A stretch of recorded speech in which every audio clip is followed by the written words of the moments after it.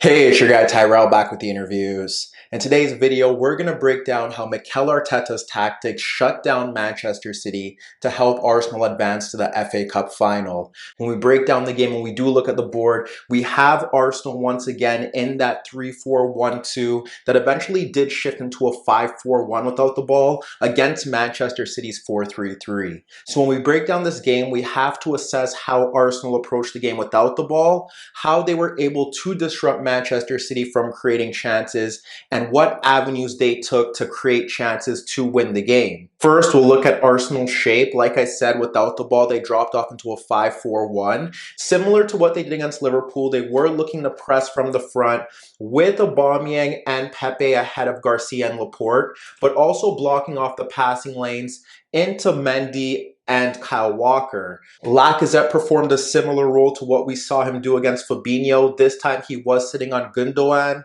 and in that midfield zone it was Dani Ceballos and Xhaka dealing with the movement of Kevin De Bruyne and David Silva. So they were man marking across that midfield zone, and they were looking to ensure that the balls couldn't go into Gundogan and that they tried to block off the passing lanes into the fullbacks. And then we saw something similar with Lacazette. If he was looking to press Garcia or Laporte, he would step into them but block off the passing lane into Gundogan to ensure that he couldn't get on the ball. Meanwhile, when we look to Arsenal's defense, they approached the game in a similar manner on both sides.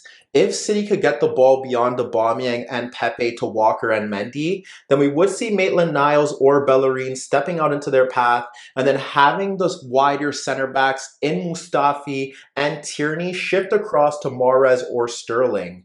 Mahrez was often in that gap between Tierney and Maitland-Niles, and Sterling was dropping off deeper ahead of Bellerin, not really looking to get the ball on the touchline as they were trying to get Mendy forward.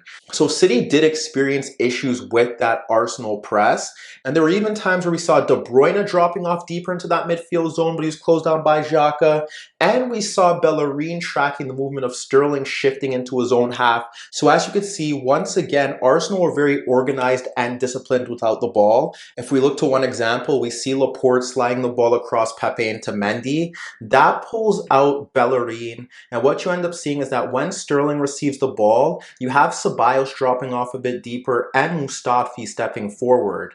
In that situation, Arsenal create a 1v2, and even with David Silva drifting in towards that left half space from a midfield zone, Mustafi tracks that movement, and by the time he makes that run, Pepe recovers his positioning to ensure that Arsenal maintain that 1v2 scenario. There was a time where you had Mahrez dropping off ahead of that Arsenal midfield bank to get on the ball, and he ended up splitting Ceballos and Pepe to find David Silva dropping off in a pocket of space, but you instantly saw Mustafi step into his path, harry Silva, and eventually foul him to break up play. Later on, we ended up seeing Silva drop ahead of that midfield zone, this time splitting Lacazette and Pepe to find Gabriel Jesus dropping off a bit deeper, but when Jesus did receive the ball, it was Dani Ceballos and David Luiz swarming him.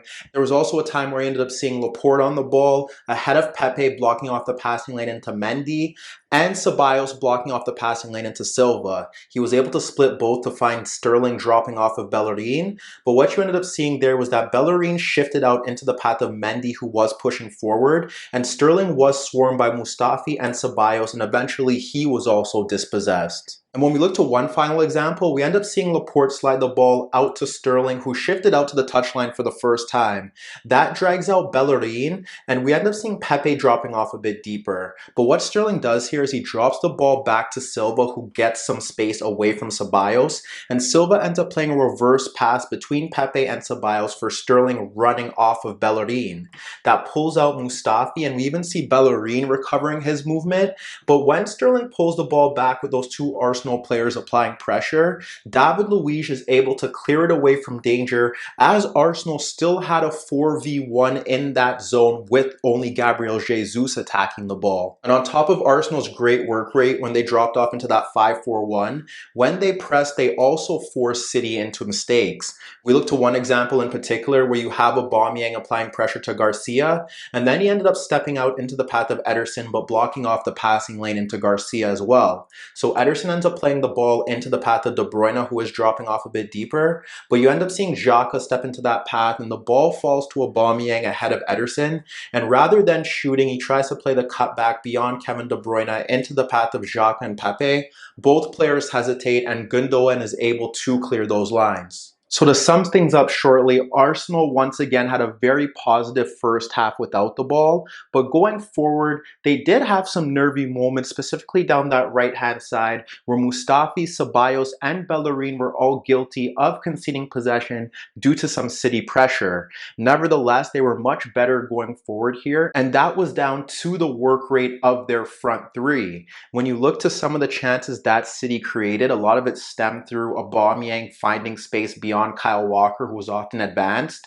Meanwhile, when you break down the build-up to Arsenal's opening goal, you witness the great work of their front three. You have Arsenal bypassing City's press to find Lacazette dropping off the center backs. He's able to bypass Gundogan and then slide the ball out to Bellerin. And what you end up seeing from there is that Nicolas Pepe is able to find Aubameyang breaking off of Kyle Walker, and that's where we see his great finish to put Arsenal ahead. And frankly, Arsenal should have doubled their lead towards the end of the first half. And once again, you ended up seeing Lacazette dropping deeper ahead of the center backs to receive a pass from Maitland-Niles. And he was able to flick that ball over Laporte. And that's where you end up seeing Pepe making that run in between Garcia and Mendy.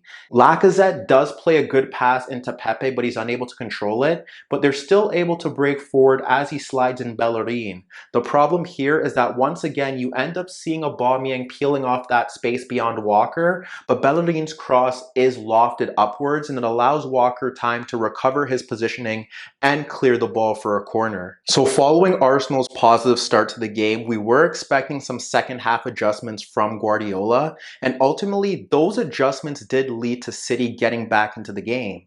What we ended up seeing was that we had Kyle Walker adopting a more narrow position and not looking to push forward, and that ultimately saw Kevin De Bruyne shifting his positioning to a more narrow right-sided position to deliver crosses into the box, but it also allowed Mahrez more space to get into 1v1 situations.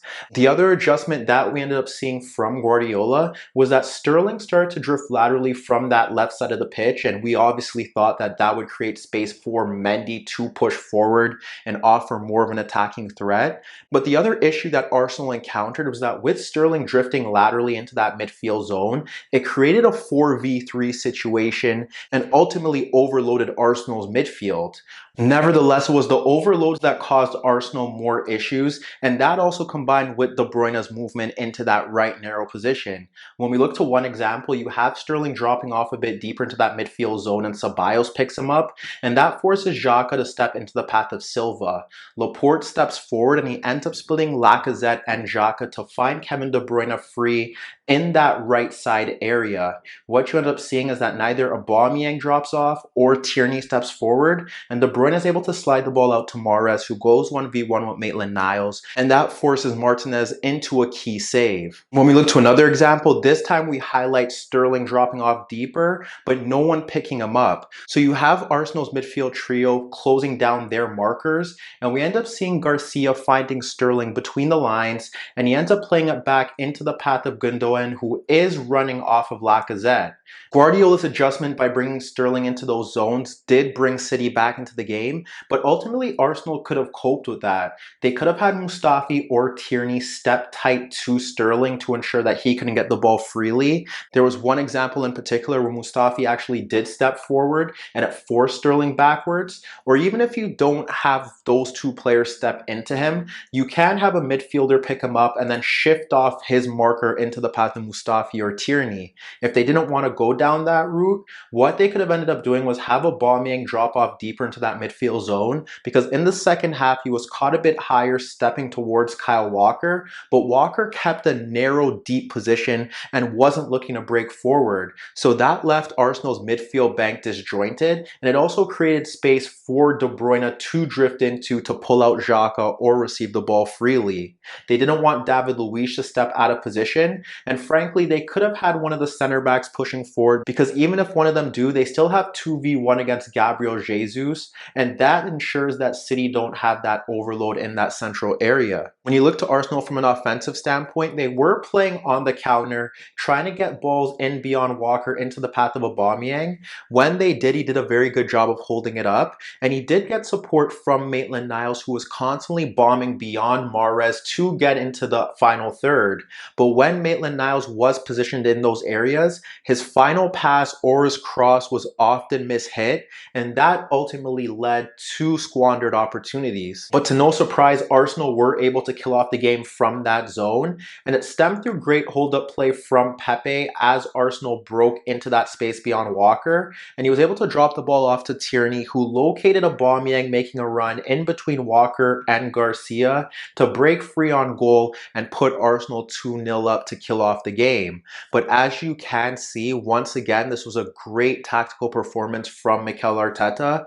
Defensively, Arsenal pressed well. Without the ball, when they dropped off deeper, they were compact, organized, and they worked well as a unit even when they were bypassed to recover their positioning and they stifled City's threat. But once again, it was Aubameyang down that side of the pitch beyond Walker that did ultimately decide the game, and that was a key tactic from Arteta. He exploited it well, and Arsenal were worthy winners here as they go off to the FA Cup final.